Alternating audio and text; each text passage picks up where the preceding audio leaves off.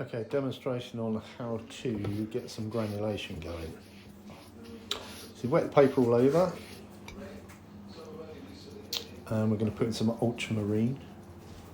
It's a bit of a sky, and you notice that in itself is quite a good granulating colour, and it's granulated already.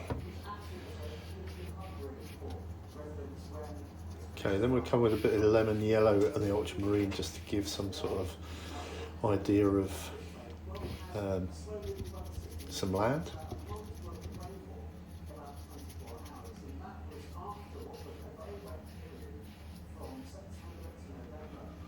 Not too worried about content at the moment, just really a demonstration of how we're going to get the granulation going.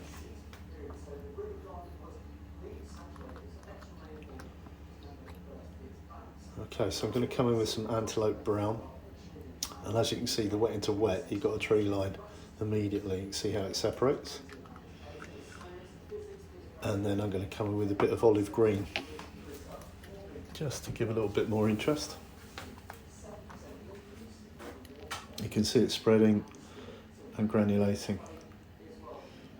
Again, I'm not too worried about content at the moment, it's more about the process. So there we go. Now what I'm going to do is grab a rigger, you could do it with a pipette, and just put a bit of Indian ink in. Indian ink really does change the whole thing. It gives you those little rivulets. So there's the Indian ink going in. And then I'm going to come in with the spritzer. Give it a spritz, and you'll see it quite dramatically changes it. So here we go.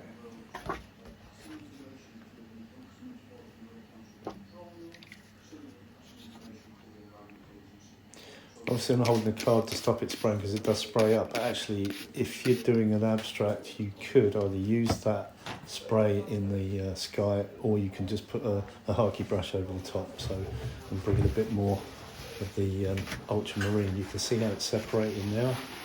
It's almost like wax.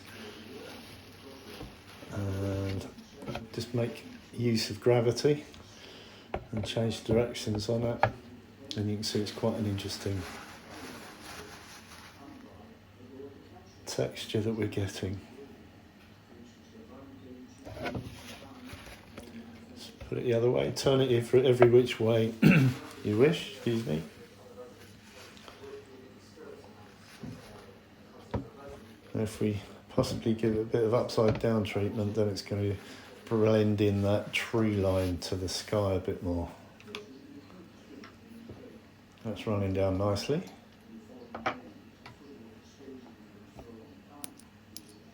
Just putting a little bit more Indian ink with the rigger.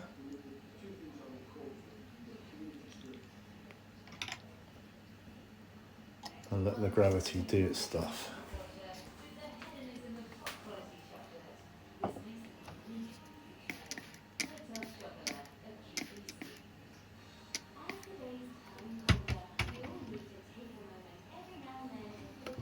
Okay, let's change direction.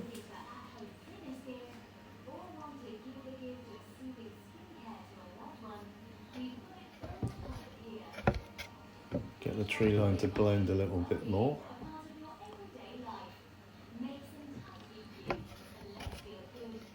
There we go.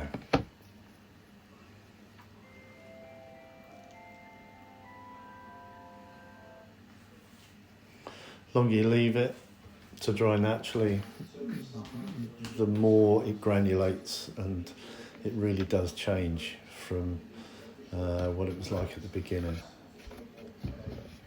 So I've just gone over the sky a little bit just to take some of the spray out when I spritzed it. And you can see that's quite an interesting texture that we've created there. If you're wondering why it says top on the top, I do greetings cards when I mop my palette up, and the number of times I've painted it upside down on a folded bit of paper you wouldn't believe.